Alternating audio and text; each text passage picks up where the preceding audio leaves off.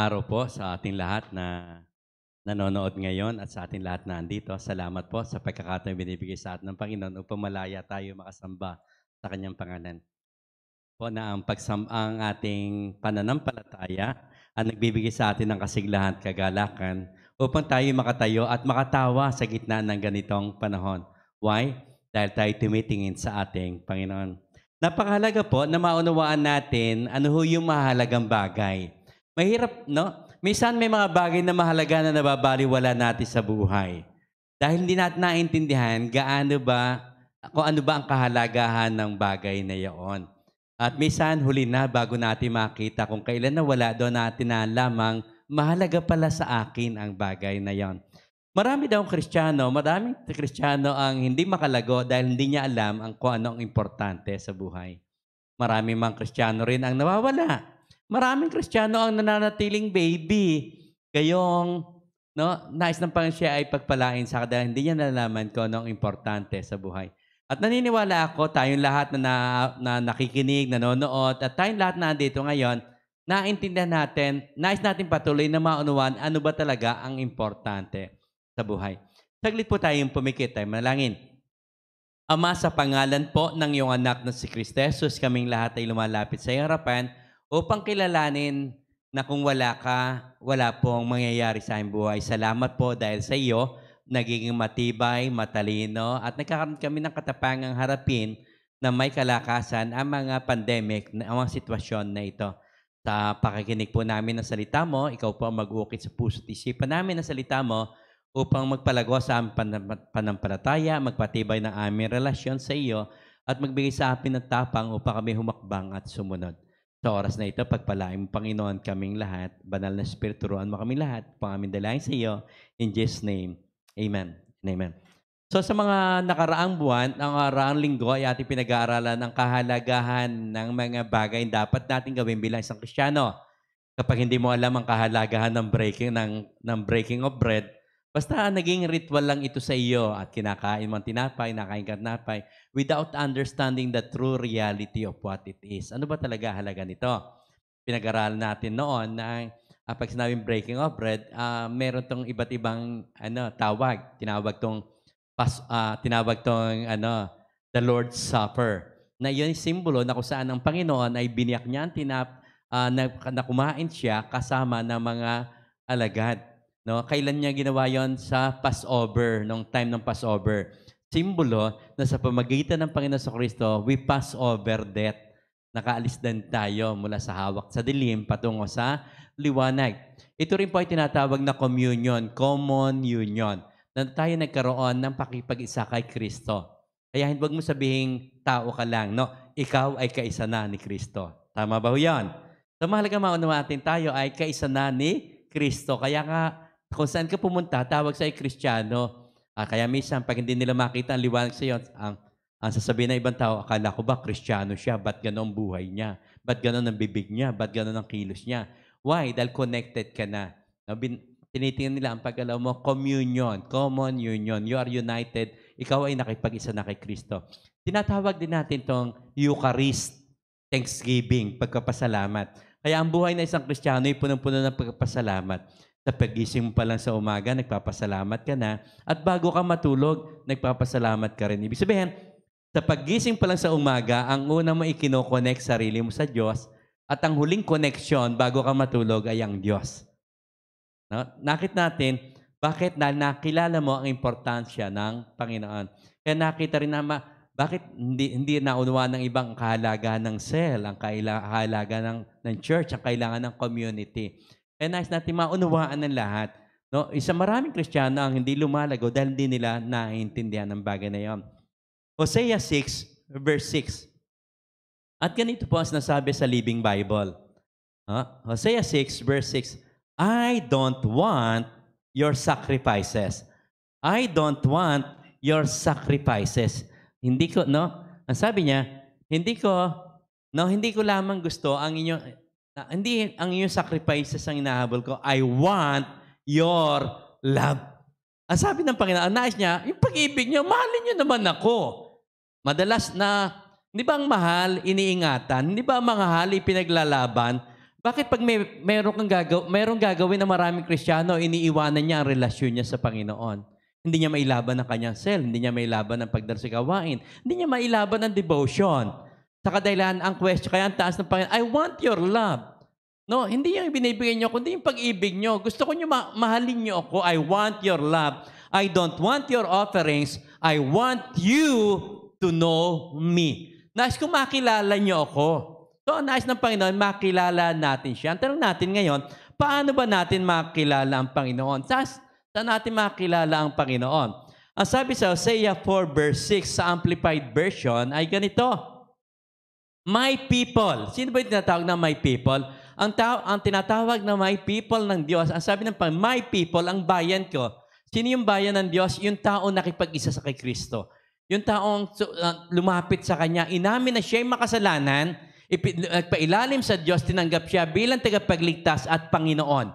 Ang tawag sa atin ng Panginoon, my people. Ang sabi dito, my people are destroyed. Napapahamak ang bayan ko. Sabi sa version, dahil sa kanilang kamangmangan. Ibig sabihin, hindi natuto, hindi lumago.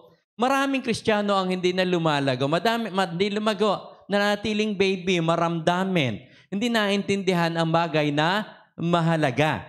Sabi dito, my people are destroyed for lack of knowledge. Anas ko lang makita ito. Ano yung knowledge? Knowledge of my law, where I reveal my will. So, ipinapakita pala sa salita ng Diyos, nagpapakilala siya, ipinapakita niya ang laman ng kanyang puso. No? Na magiging dahilan para makilala natin. Kaya ang salita ng Diyos ay dinadala tayo para makilala siya. Para makilala siya. Sabi, because you, the priestly nation, have rejected knowledge. Maaaring tatanong natin, paano natin nire-reject ang knowledge? Binabaliwala natin ang salita ng Diyos. Hindi natin binapamuhay ang salita ng Diyos. Hindi natin sinusunod ang nais ng Diyos. Why? See, it is simply because we don't love Him. It is simply because, bakit hindi natin siya mahal? Hindi natin talaga kasi siya kilala. Okay? Kaya ang Diyos nais magpakilala. Paano siya magpapakilala sa magitan ng kanyang salita? Where I reveal my will. Inilalabas ko para makilala mo ako. At habang nakilala mo, makakilala nating binayaran niya lahat ng ating kasalanan. Nakilala natin last week, di ba? Pinag-aralan natin. Nakilala natin na wala tayo sa ilalim ng sumpa. Bakit? Sabi doon, full in faith. Binayaran, paid in full. Binayaran ng Panginoon ang lahat ng ating pagkakautang. Kaya wala tayo sa ilalim ng sumpa. Hindi 95% ang binayaran niya, kundi in full. Ano pang ginawa niya? Sabi, He absorbed. Kinuha niya ang lahat ng ating sumpa. Ang lahat ng sumpa. Kaya huwag sabihin, parang mamalasin ako ngayon. Swerte kaya ang araw na ito. Hindi, walang malas o swerte sa Panginoon. Inabsorb niya na ang lahat ng sumpa na para sa atin. He take it to Himself. Dinala niya sa kanyang sarili. Ito ang ginawa niya. Hindi niya lamang inabsorb. He dissolved it in our lives. Inalis niya to. Kaya wala na tayo sa ilalim ng sumpa. Pastor, bakit maraming Kristiyano pa rin na sa ilalim ng sumpa? Dahil hindi niya alam ang ginawa ng Diyos. My people are destroyed for lack of knowledge of my law, where I reveal my will. Because you have rejected knowledge, I will also reject you from being my priest. Since you have forgotten the law of your God, I will also forget your children. Ano po? Pati yung anak, yung susunod na henerasyon, apektado kapag hindi tayo nalaman. Kasi ang nakita niya lang mga Kristiyano, alam niya Kristiyano, tatay ko, pero kung manalangit bago kumain, nakapikit lang. Kaya alam niya, pag pumikit ka sa pagkain, Kristiyano. Pag tinanong mo, kaya yung anak mo, pag nag-pray, anak, ikaw naman mag-pray. Pumikit. Tinanong, prayer mo? Kagaya rin ng prayer mo. Wala. Hindi kasi naintindihan. They don't know. Sabi ito, my people are destroyed for lack of knowledge. At kaya ang pag-aaralan po natin, importance of the word. Dahil sa salita ng Panginoon, nagpapakilala siya. Napakahalaga ng salita ng Diyos dahil isinulat niya ang kanyang salita para makilala natin to. Makilala natin siya. Ang sabi ng iba, kaya ang tanong ng ibang tao, ang Biblia naman, nilikha lang, sinulat lang ng tao yan eh. No? Bakit tao ang ginamit niya magsulat? Para mabasa rin ng tao. Dahil kung ang ililigtas niya ay aso, palagay ko aso ang magsusulat nito. At ang laman nito, wow, wow, wow. Kasi maintindihan yun ng aso. Pero ang ililigtas ng Diyos ay ang tao, kaya gumamit siya ng tao, pinangunahan niya na kanyang espiritu upang isulat ang kanyang salita. Ano yung salita? Salita ng kanyang pagmamahal, salita ng kanyang pagliligtas, salita ng paano niya minamahal ang mga tao at maranasan ng tao ang tunay na pagmamahal. Ito po ang sinasabi ng salita. Ang ating salitang babasahin ay ang salita sa Deuteronomy na kung saan palabas na ang Deuteronomy po ay tapos na sila, paalis na sila sa wilderness at papasok na sila sa promised land. Ang Deuteronomy ay ang panahong kinausap ni Moses sa mga tao na matay na ang mga taong lumabas ng Israel, ng Egypt, mga taong lumabas, yung mga nauna na kandamatay na natira yung mga babe, mga bata na doon na lumaki sa wilderness. Yung mga matatanda, mga lumabas ng Egypt na mga may edad na 20 above pataas, lagi nila sinasabi, dinala mo ba kami dito para mamatay? Kaya namatay nga sila doon. Ano nangyari sa kanila? Yung kanilang laging sinasabi. Kaya sa oras na ito, ano ba ang lagi natin sinasabi sa gitna ng pandemic na ito? Ay, wala talaga tayong pag-asa. Magmamatay akong mahirap. Ang hina kasi ng ulo ko. Yan ang sabi mo, pero hindi yan ang sinasabi ng Panginoon. My people, ang aking bayan ay napahamak dahil sa kanilang kamangmangan. Bakit sila naging mangmang? Wala silang panahon sa salita. Ang salita ng Diyos ay nagbibigay ng karunungan. Kaya sabi niya kay Joshua at sa mga ito po ang talatang to, Deuteronomy 6 verse 1 to 9. Ito nga ang mga kautusan at ang mga tuntuning ibinigay niya sa akin na siya ninyong susundin. Ano po? Ito po ay ibinigay sa kanya ng Diyos. So mahalaga po. Kaya yung ibinigay sa kanya, nais niyang ipasa. No? Ang kaya mo lang ibigay ay ang kung ano meron ka. Tama ba ho yan? Hindi mo kayang ipasa ang hindi mo alam.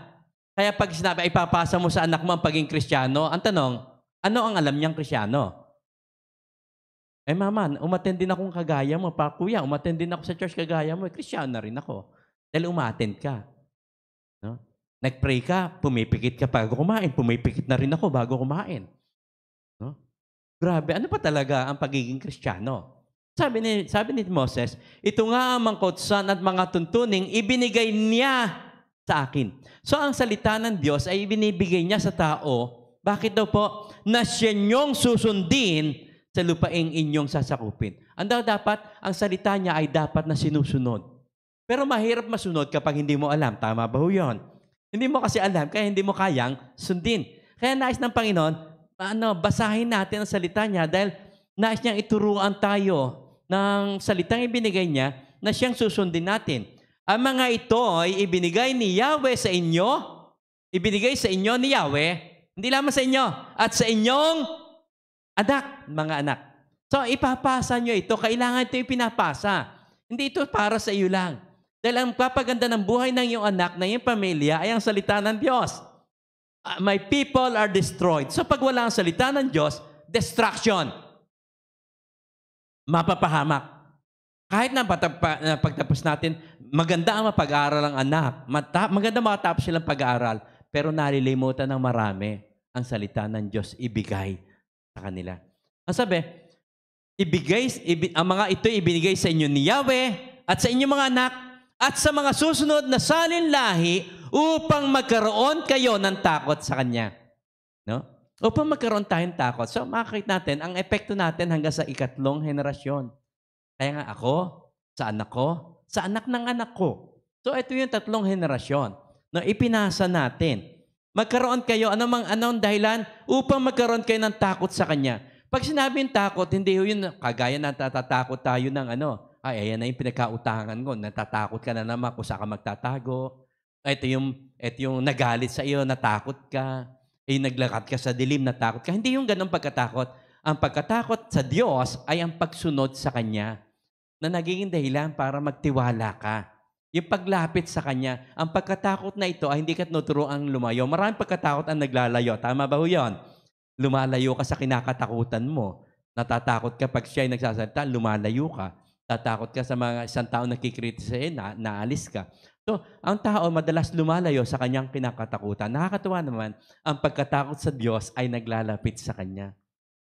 Bakit? Siya po ang pinagmulan ng ating buhay at siya rin ang may kakayanang magpaganda ng ating buhay ng ating mga anak at ng buhay ng susunod sa kanila. Ang sabi, kung ito'y susundin ninyo, hahaba ang inyong buhay. Kaya nga, pakinggan nyo ito at sunding mabuti. Napas niya paulit-ulit, sundin. Ang pinakamahirap sa tao, sumunod. Kahit di sa mundo, ang hirap natin sumunod. Tama ba ho yun? Ang hirap sumunod kahit sa mundo. Huwag tumawid. Bawal tumawid dito. Aba, grabe. Titingin pa. Wala nakatingin. No, kano yung bawal, hindi natin sinusunod. Pero dito, sabi na pa, hindi sanay sumunod kasi ang tao, no? Dahil napalayo siya sa Diyos. Kung ito'y susundin ninyo, hahaba ang inyong buhay. Kaya nga, pakinggan ninyo ito at sunding mabuti. Kung ano maging resulta, kung magkagayoy, sasagana kayo at darami ang inyong lahi, pagdating nyo sa lupaing ipinangako ni Yahweh, ang Diyos na inyong mga ninuno, sa lupaing mayaman at sagana sa lahat ng bagay. Kaya tingnan nyo itong 4 and 5. Ito yung pinaka-heart Pakinggan mo, Israel, si Yahweh na ating Diyos, ang tanging Diyos. Hear, O Israel, the Lord our God is one. Iisa lamang ang Diyos. Kaya ano dapat mong gawin sa Kanya? 5, ibigin mo si Yahweh na iyong Diyos ng buong puso, buong kaluluwa, at ng buong lakas. Saan po nagsimula? Sa puso. No? Kasi kung ano laman ng puso mo, yun ang hinahabol mo. Pag ang gusto mo ay kayamanan, hahabulin mo kayamanan. Tama ba ho yun? Kaya hinahabol mo ang importante sa iyo. At madalas, hindi natin nalaman talaga ano yung tunay na importante. Importante ba ang salita ng Diyos? Kung importante ang salita ng Diyos, bakit maraming taong walang panahon sa salita ng Diyos?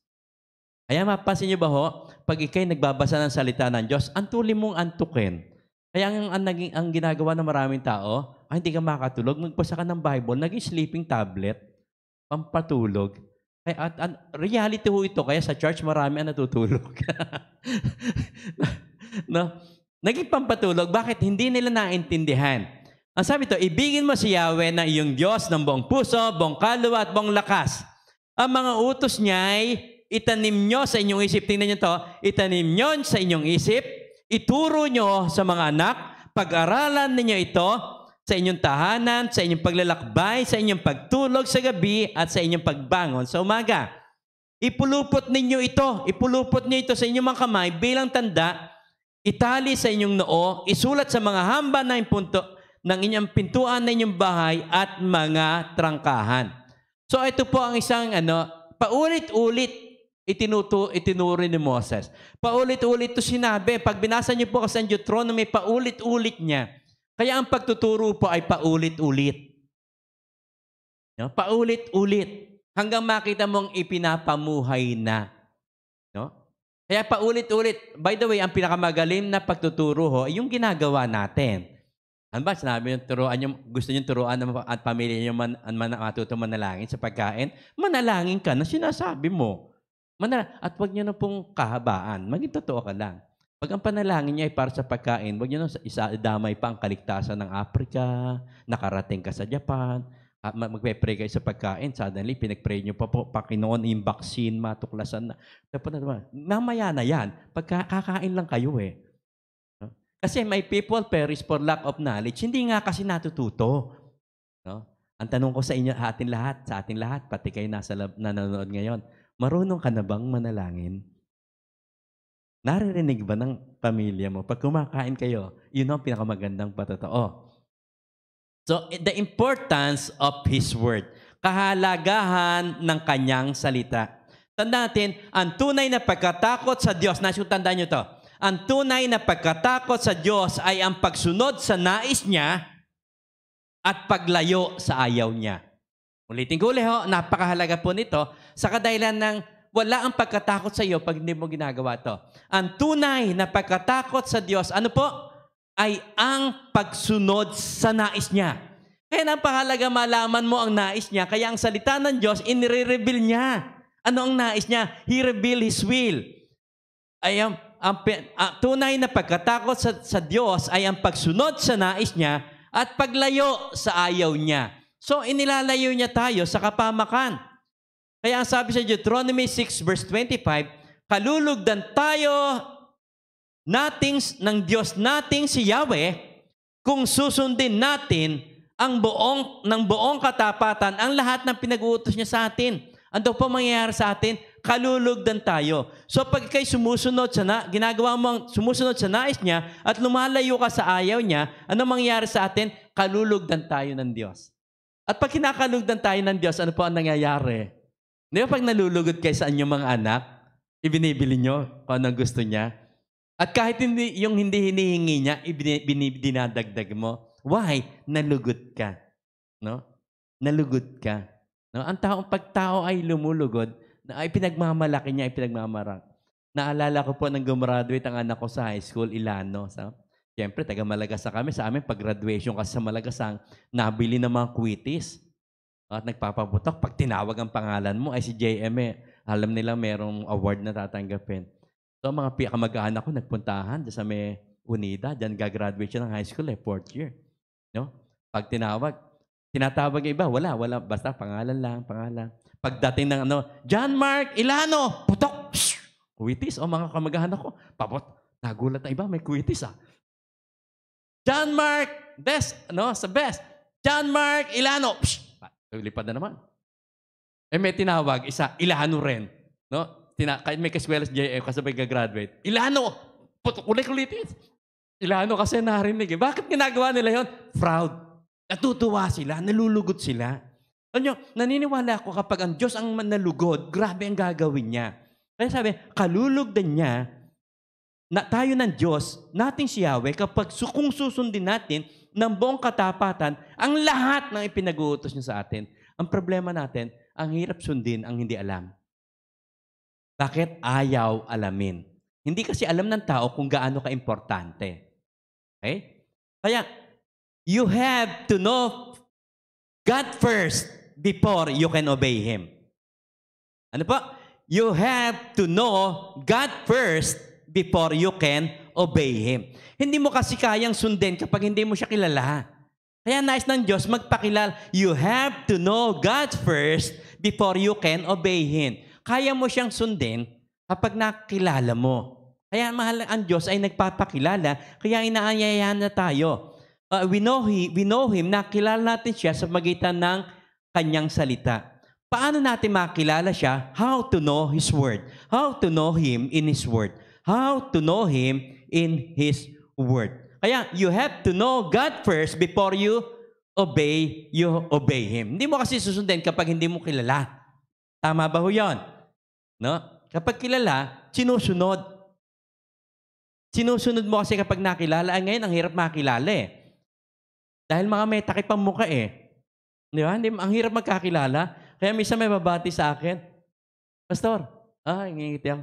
Sino ba yun? Hindi ko kilala At ako rin po at pumasok, isang nagdala, may kasalan pa rin nangyayari, so nagsasubmit ako sa munisipyo ng ikinakasal, at ako pinapapasok ko sa loob ng mga hindi ako sa labas, sa loob ako. Pag nakita, Pastor, dito ako sa loob.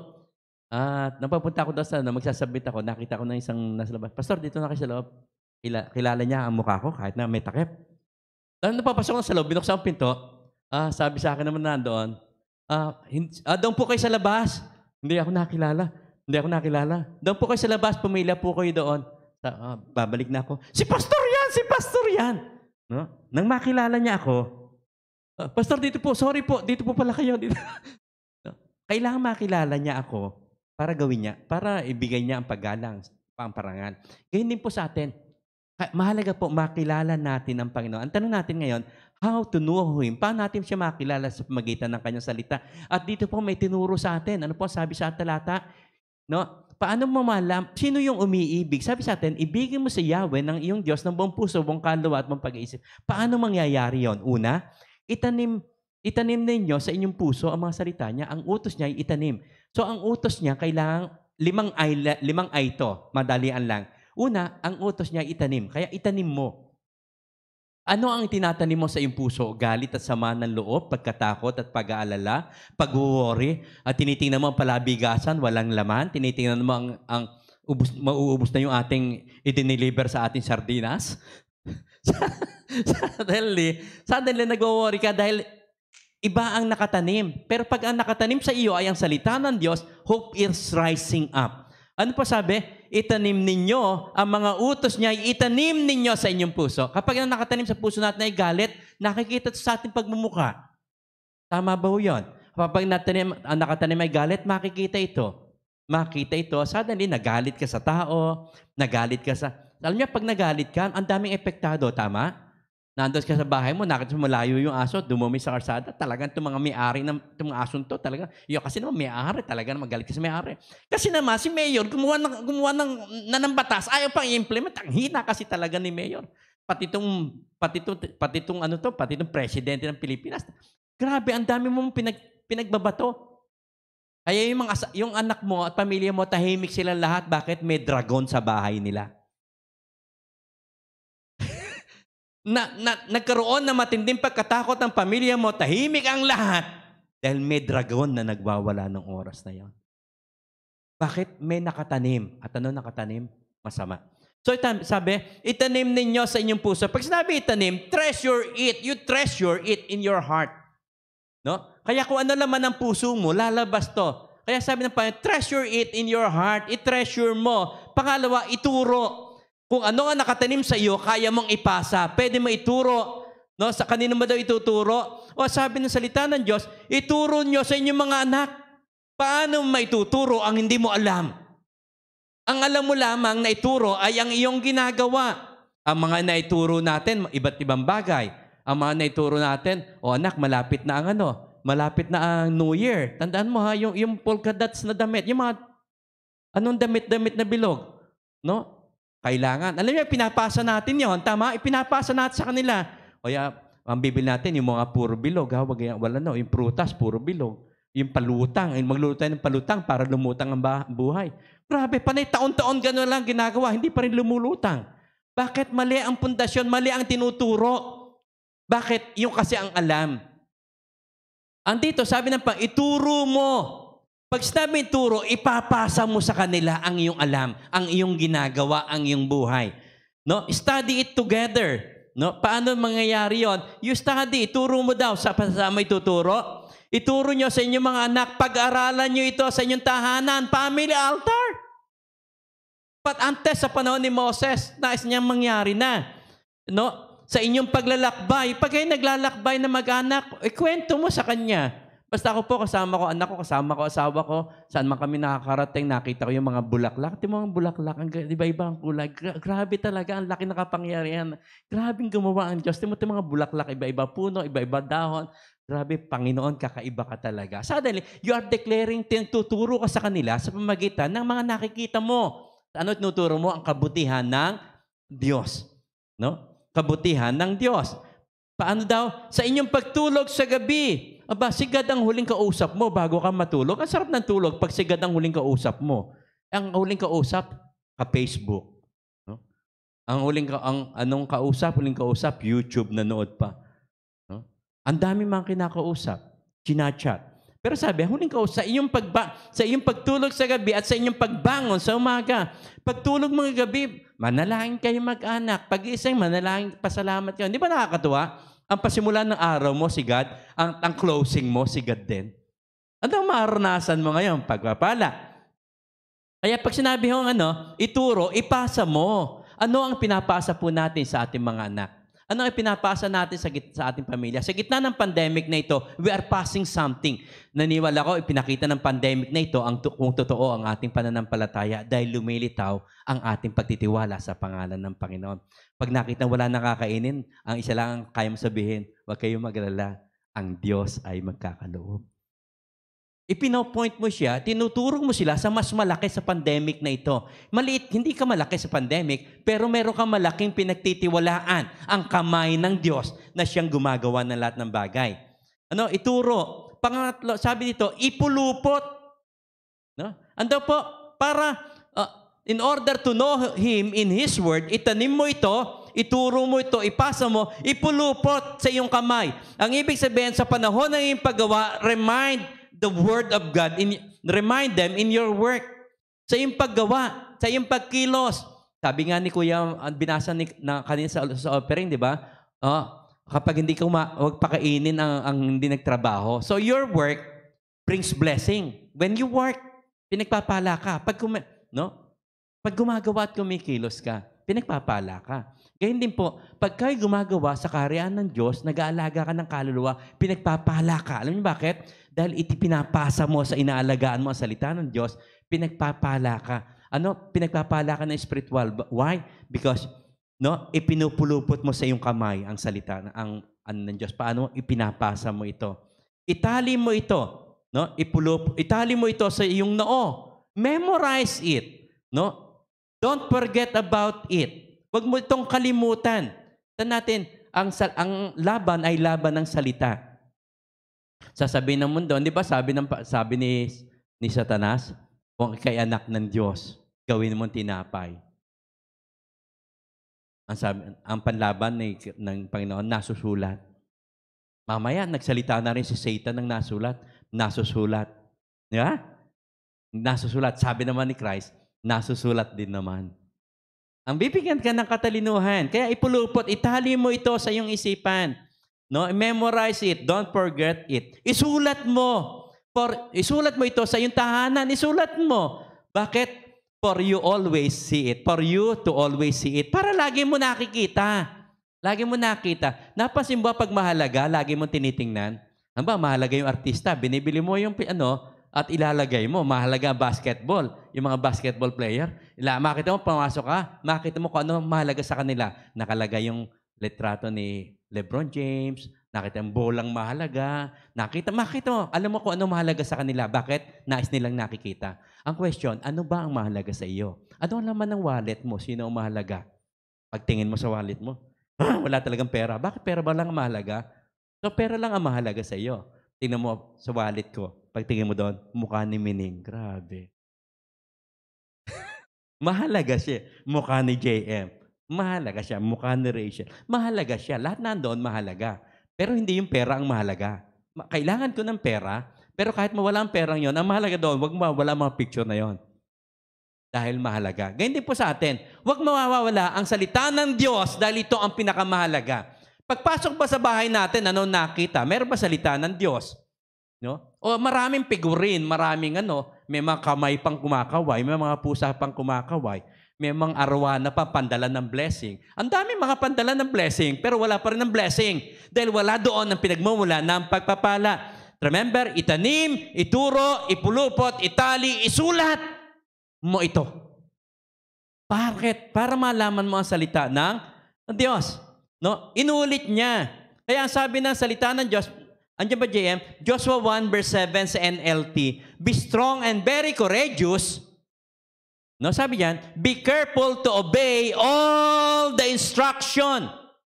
All the instruction Moses gave you. Inulit. Yung ibinigay ni Moses, sundin nyo.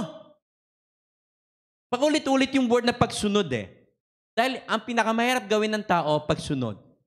Pero dahil sa pandemic na ito, dumadami na sunod Huwag lalabas ng hindi naka-face mask ba? Diba?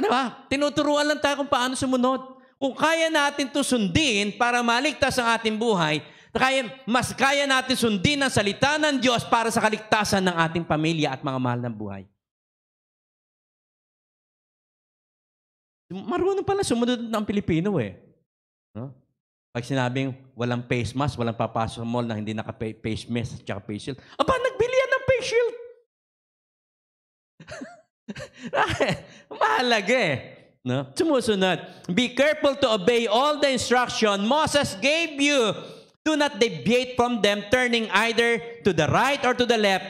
Then, ando po mangyayari kapag sinunod mo yon, you will be successful in everything you do. Kaya even sa gitna ng pandemic na ito, hindi ka matatalo o hindi ka mapuprostrate dahil ang Diyos gumagawa ka sa pangunguna ng Diyos, sinusunod mo. Ipanood, tingnan po natin. Deuteronomy 8, verse 1 to 3. Nais ko lang tingnan po natin. Ito yung pinapasa ni Moses, paulit-ulit niya. Alam niyo kasi kailangan talaga ang paulit-ulit na pagtuturo. Paulit-ulit na pagtuturo. Kaya nang tinuro natin. Alam naman ng tao, pag kay Kristo, wala ka na sa ilalim ng sumpa. Pero bakit inulit ko uli last Sunday? Dahil hindi talaga naintindihan. Nais kong patuloy na ibuo ng malalim para maunawaan ng bawat tao ang kahalagahan nito. Sabi ito, sundin ninyong mabuti ang mga batas na ito na binibigay sa inyo ngayon upang humabang inyong buhay, dumami ang inyong lahi. Inulit na naman. Di ba sinabi sa chapter 6 yan? Inulit niya uli. At kayo'y makarating sa lupa, ipinangako ni Yahweh sa inyong mga ninuno. Alalahanin niyo kung paano niya kayo pinatnubayan sa ilang sa loob ng 40 taon upang matuto kayo magpakumbaba. Ando po dahilan upang matuto kayo magpakumbaba. Sinubok niya kayo kung susundin ninyo siya. Alam niyo, maging ang pandemic na ito, pagsubok ng Diyos to sa mga Kristiyano, susundin mo ba rin ako? Tatayo ka pa ba rin para sa akin? Patuloy ka bang mananampalataya? Patuloy ba ipaglalaban ang aking salita? Patuloy ka bang magbibigay ng panahon sa akin? Kahit sa mga panahon parang kulang na ang pagkapala sa iyo. Di ba last week sinabi natin, if you cannot see His hand, trust His heart. Paniwalaan mo ang kanyang puso. Kung hindi makita ang kamay ng Panginoon, maniwala ka. Paniwalaan mo ang puso niyang nagmamahal sa iyo. Ilalaban ka niya. Ilalaban ka ng Panginoon. Kaya sabi dito, sinubok niya kayo kung susundin ninyo siya. Alam niyo, maraming tao ang hinahabol ng Diyos dahil sa pagpala, pagkatapos madali din siya nawawala. Ang pinakamadaling kalimutan na yung Diyos. Ang tanong, sa blessing at migit sa gitna ng pandemic na ito, sinusunod mo pa rin ng Panginoon. Tinuruan nga kayo magpakumbaba, ginutom niya kayo bago binigyan ng mana, isang pagkain hindi niyo kilala ni ng inyong mga ninuno. Ginawa niya ito upang ipaunawa sa inyo. Ando, meron nais ipaunawa ang tao sa gitna ng pandemic na ito. Meron nais ipaunawa ang tao sa mga hindi manampalataya at sa mga naniniwala sa Diyos. Una, sa mga hindi manampalataya, sa hindi niniwala sa Diyos, para ipaunawa sa Kanya na hindi siya kayang iligtas ng kanyang kayamanan. Kaya kailangan niya ang Diyos. Para ipaunawa naman sa ating mga Kristiyano na mapagkakatiwalaan natin ang ating Panginoon. No? Ipaunawa sa inyo na ang tao hindi lamang sa tinapay na bubuhay, kundi sa bawat salitang nagmumula sa bibig ni Yahweh. Napansin niyo ba? Ito ang unang sinabi ni Christ nang harapin niya ang si Satanas. Man does not live by bread alone. Matthew 4:4. Di ba? Man does not live by bread alone. Ito yon. Sa desert. Saan sila naglabas? Saan siya hinarap saan siya tinukso ni Satanas? Sa desert din. Why? Sa desert, merong growth. Sa desert, merong magandang nais ipakita sa inyo. Ngayon po ay desert moment.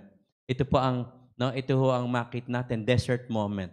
No? Pero maganda to dahil dito nakikilala mo ang Diyos na sumama sa iyo. Nakilala mo ang Diyos na nagpala sa iyo. Nakilala mo ang Diyos na nagpapaligtas. Pinapalalim niya ang pundasyon at relasyon natin sa Kanya. Amen ba yan? At nagpakilala to na buhay ang ating Diyos. Kaya, how can we live by His Word? Paano pa tayo makakapamuhay sa Kanyang salita?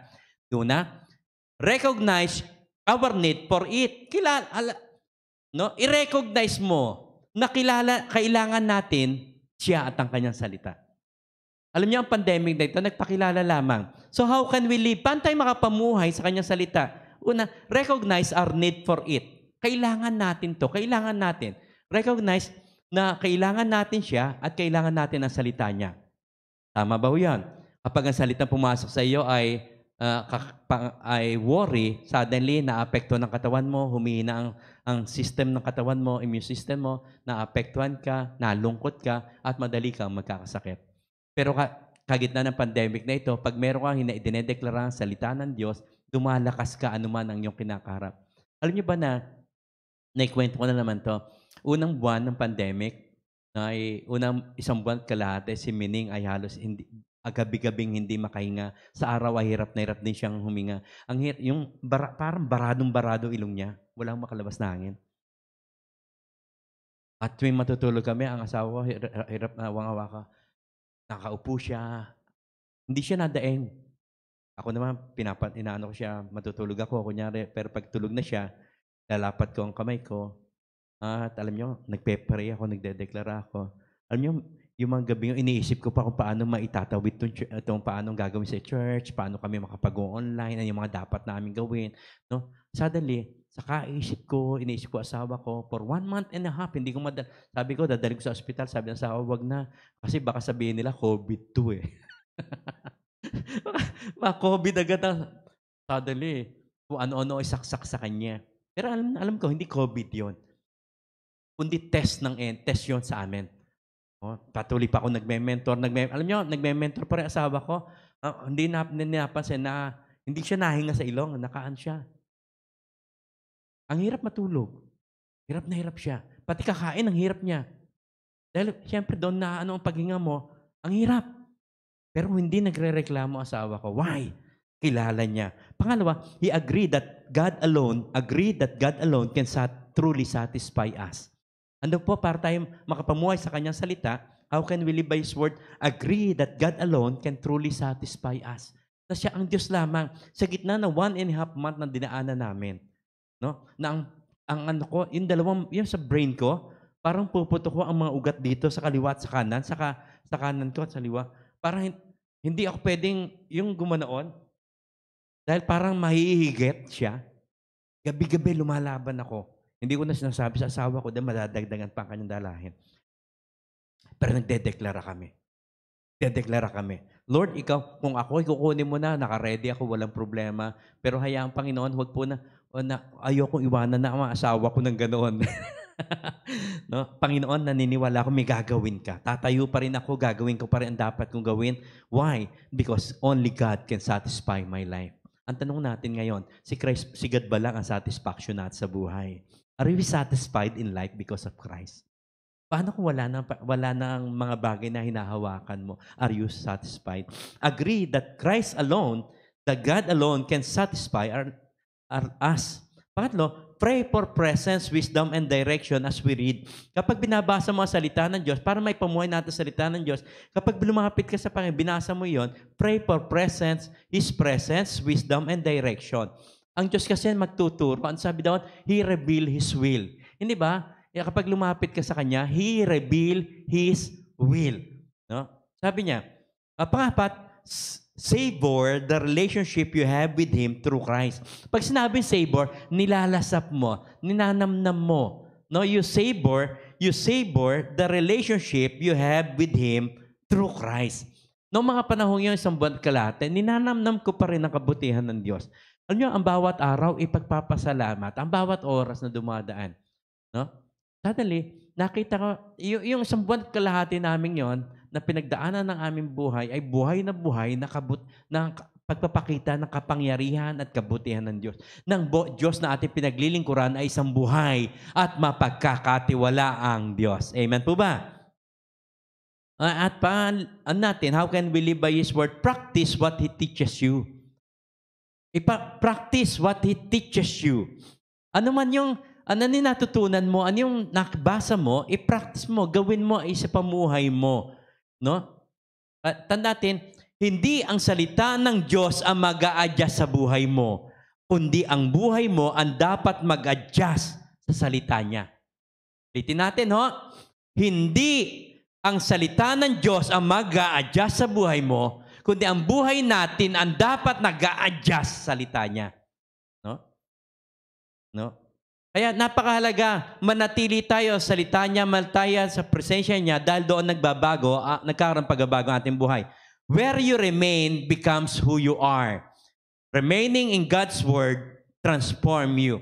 Kaya bakit kailangan natin mag-adjust ang salita ng Diyos at i-adjust natin at sarili salita niya? Bakit?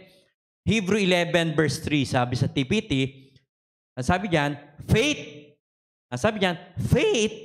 empowers us.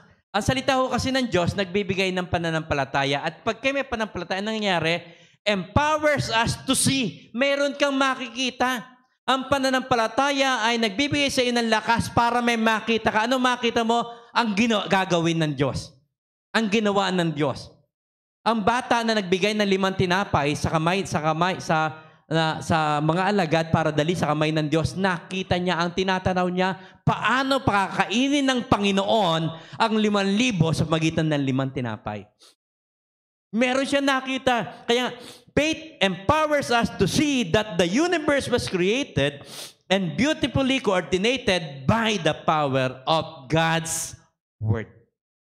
Kaya nga, kapag dineklara natin ang salita ng Diyos, something is going to happen. Kaya we declare God's Word. Kaya napakahalaga, God's Word is so important. We declare it. Bakit po?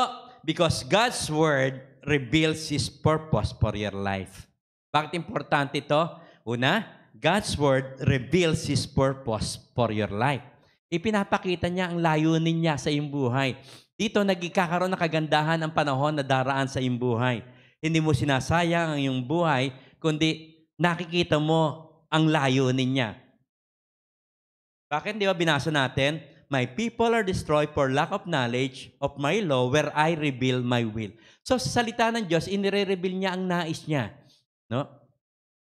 Kaya napakahalaga ang ginagawa natin, hindi yung nais mo, kundi yung nais niya.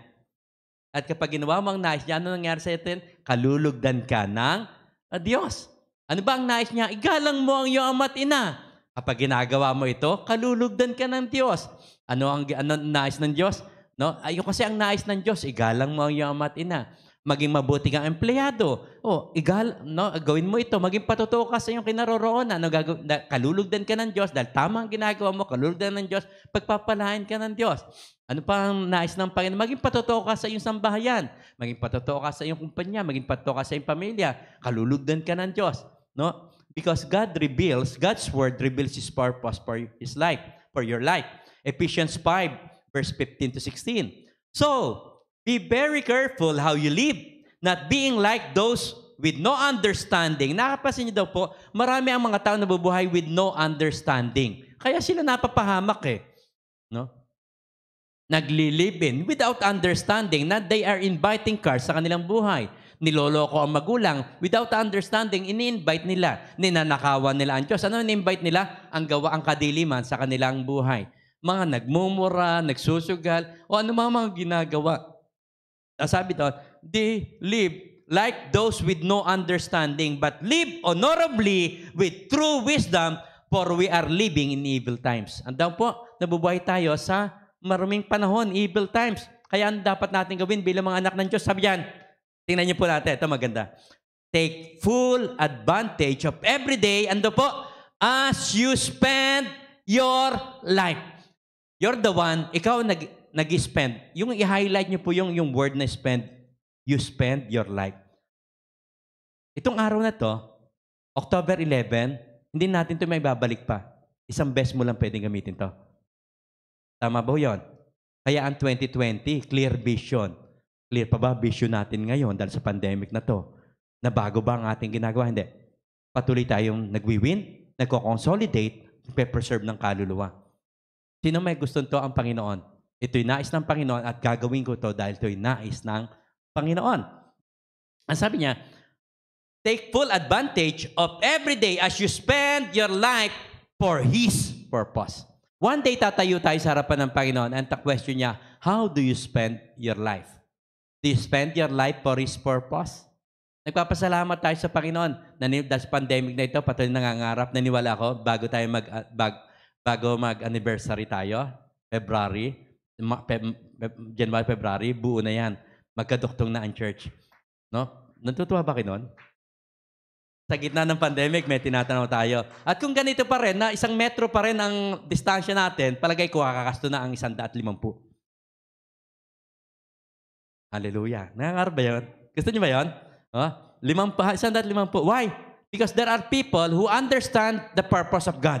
May mga they spend their money. Salamat po pala, nais ko salamatan kayo po na nag-invest, kayo po na nagpe-pledge para sa ating art projects dahil kailangan po natin 1.5 million para may paayos yun. At nasa proseso na po, nagsisimula na tayo pag-process at niliwakang tatayo to. So, you are spending your money wisely. You are using it. You're not just spending, you are investing it. Saan? For His purpose.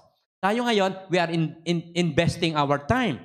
We are investing, itong ating oras, ini-invest natin. Saan? Sa pakikinig ng salita ng Diyos. Ito po nakakatawa. Ang investors, they look in the future. No? Yung mga spenders, ngayon lang. Ngayon lang yan. O ano kakain natin? Ngayon lang, pang ganun lang. No? Yung iba, tinitingnan nila yung future.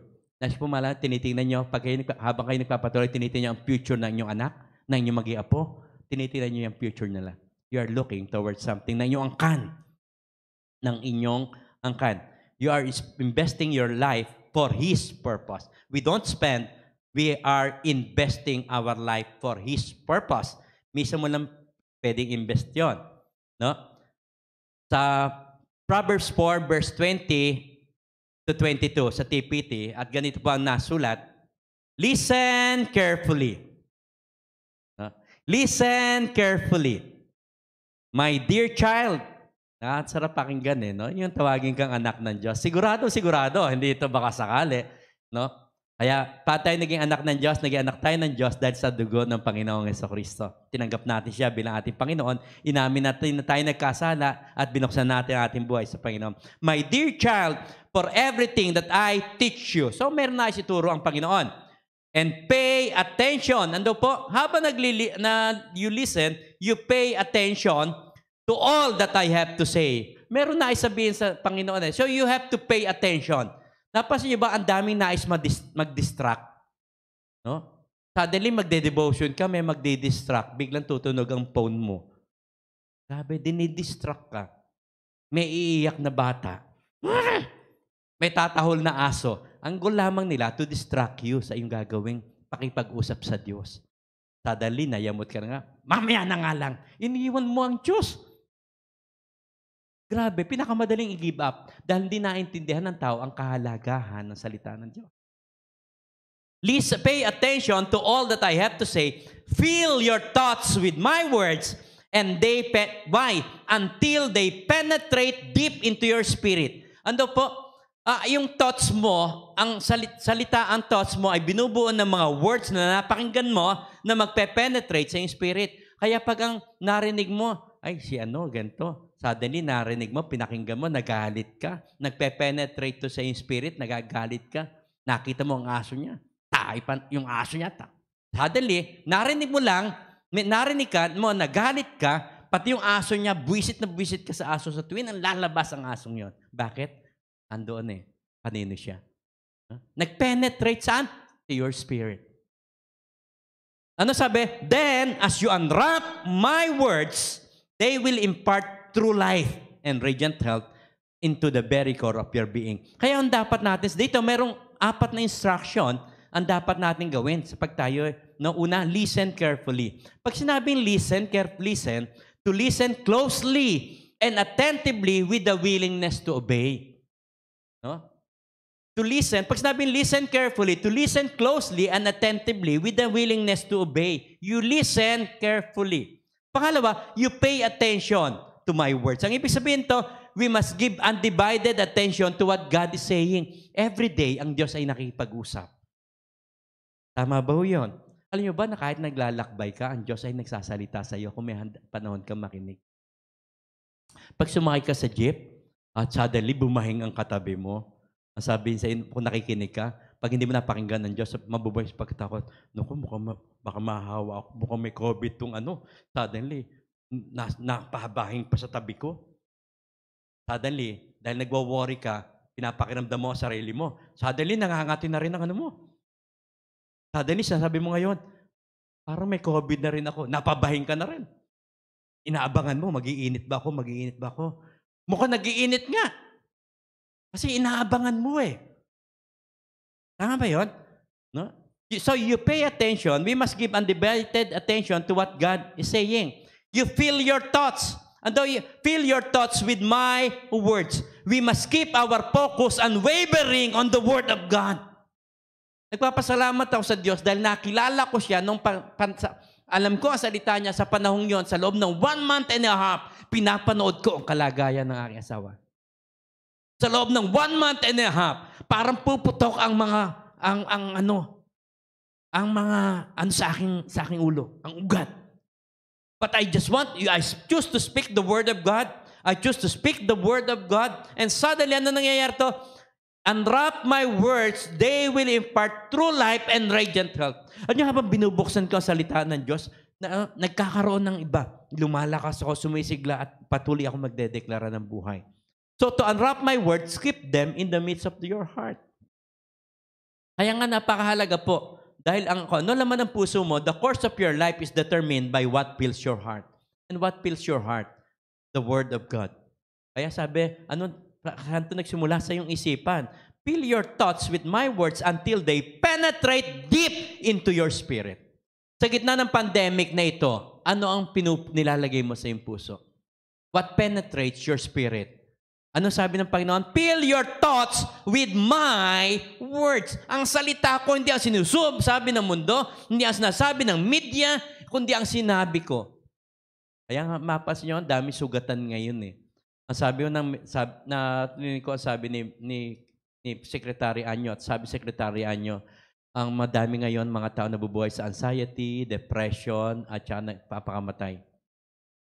Sabi niya, kailangan namin ng tulong ng church. Nakita niya, anong kailangan tulong ng church?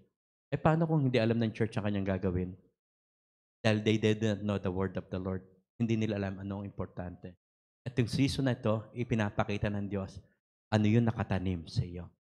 Pangalawa, knowing His word brings freedom. Ang sabi salita ng Panginoon, Deuteronomy 8 verse 3, tinuruan niya kayo magpakumbaba, ginutom niya kayo binigyan ng mana, isang pagka hindi niyo kilalanin ng inyong mga ninuno, ginawa niya ito upang ipaunawa sa inyo. So, yung palang pinapahintulutan niya, meron siya nais ipaunawa. Ano pa na ang tao hindi lamang sa tinapay na bubuhay, kundi sa bawat salita nagmumula sa bibig ng Diyos. So, ang buhay natin ay nagmumula sa kanyang sinasabi. Gumaganda ang buhay kapag sinasabi mo ang sinabi niya. Idinedeklara natin sa ating pamilya. No, dinedeklara natin sa ating pamilya. Ang sabi sa Colossians 2 verse 14, He canceled out every legal violation we had on our record and the all arrest warrant that stood to indict us. And po, canceled na. He erased it all, our sins, our stained soul. He deleted it all and they cannot be retrieved. Napasin niyo ba ho? Eto na, mas una ang Panginoon, computerized na rin siya. Cancel. Erase, delete, cannot be retrieved. No, yung pagdating lang ho ng computer era ito, ipinapakita din lang to ng anumang i-delete mo, hindi ko you cannot be retrieved. Yun na sinabi ng Diyos. Yung wala na tayo sa ilalim ng sumpa. I-declare natin everything we once were in Adam has been placed onto His cross and nailed permanently. There as public displays of cancellation. Ibig sabihin, we are free. Total freedom in Christ. Total freedom in Christ. Psalms 119, verse 44 to 45. I will observe your laws, every commandment of the day, and will never forget, ano yun? The words you say. Ano hindi natin kalimutan? The words you say. The words you say. Sa gitna ng pandemic na ito, I will never forget the words you say. Ano sabi dito? I will walk with you in complete freedom, for I seek to follow your every command. Alam mo kasi na God ay nandoon. I will walk with you in complete freedom. No? God's word, knowing His word brings freedom. No? At patlo, obeying God's word brings blessing. Kaya pag ginagawa mo ang salita ng Diyos, remember, you cannot obey. Ang mahalaga po, kailangan makilalang po na siya. Knowing Him brings obedience. The more you know Him, the more you obey. Kaya ang Diyos patuloy na nagpapakilala. No? Kaya nga, God's promises does not depend on circumstances. They depend on who made the promises. Siya ang gumawa ng promise. Ang Diyos ang gumawa ng pangako at gagawin niya ito. Obeying God's word brings blessing. Ano sabi niya sa binasa natin, Deuteronomy 6 verse 2 to 3? Hahaba ang iyong buhay. Akala ko nga, sabi nga doon, no? So hindi pa yun ang namin. Kakatapos namin ni Mining. Patuloy na hahaba. No? Patuloy nasisigla. Hahaba ang inyong buhay. Ano mangyari? Sasagana kayo. Ano mangyari? Darami ang inyong lahi. Sasagana kayo. Walang pagkukulang. Pag pumasok tayo sa pandemic na ito, may dala-dalang 5 tinapay, inilagay natin sa kamay ng Diyos. Lalabas tayo sa pandemic na ito, 5,000 tao ang pinakain. At may dala-dala pa tayo 12 bakol. Why? pinagamit mo, you spend your life in His purpose. You spend what you have in His purpose. Sabi salita ng Panginoon, no? Deuteronomy 6 verse 24, ibinigay niya sa amin ang kautusan at mga tuntuning ito upang magtaglay kami ng takot sa Kanya. Sa ganoon, sasagana tayo at iingatan niyang tulad ng ginawa niya sa atin, ginagawa niya sa atin ngayon. So, ang nais ng Panginoon ay kasaganan at yun ay may kaugnayan sa pagsunod, sa pagkakaalam mo ng salita ng Diyos. So, habang nakilala mo siya Kanya, doon ka sumusunod, doon ka nababago. And the Word of God gives us peace. Ang salita ng Diyos ay nagbibigay ng kapayapaan.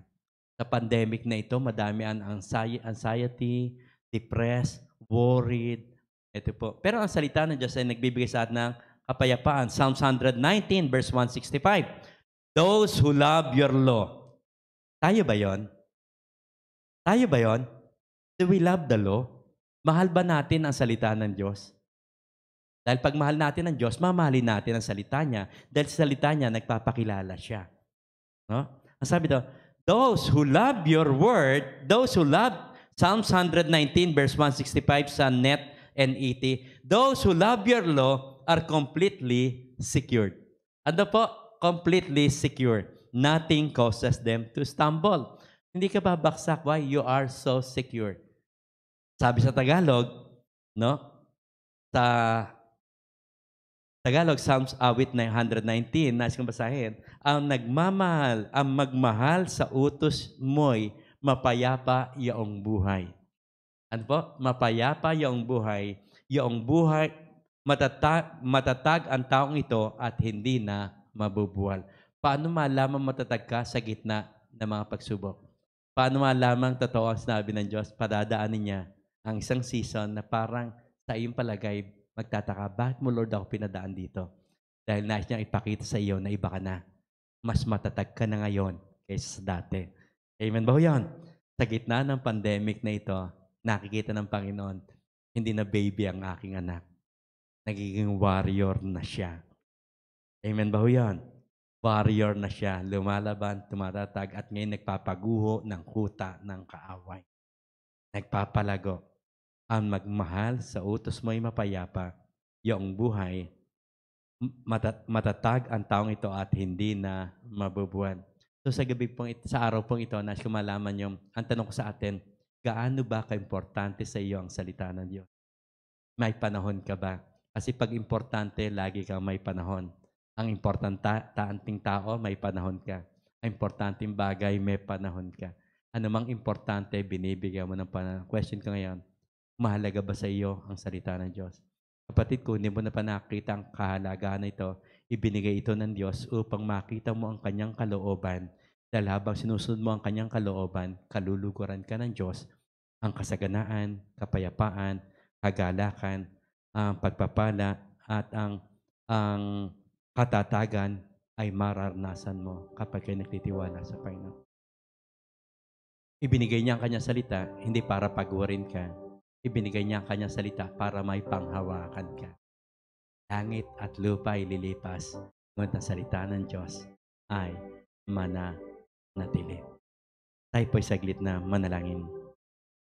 Nagpapasalamat kami, Ama, dahil patuloy binubuksan sa aming mata ang kahalagahan ng iyong salita. Na sa iyong salita, ipinapakita mo ang iyong kalooban. Kalooban na nais mong aming lakaran. Kalooban na nais mong aming sundin at gawin. Kalooban mo na nagdadala ng kapayapaan sa aming puso.